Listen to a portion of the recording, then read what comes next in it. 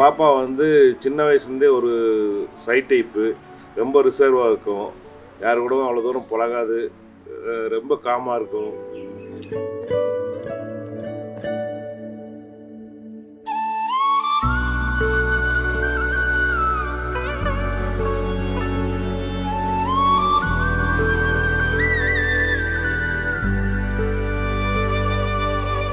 பையனும் பொண்ணும் ஒரு 1 வீக் பேசினாங்க. அப்புறம் 2 பேத்துக்கு பிடிச்சிருச்சு.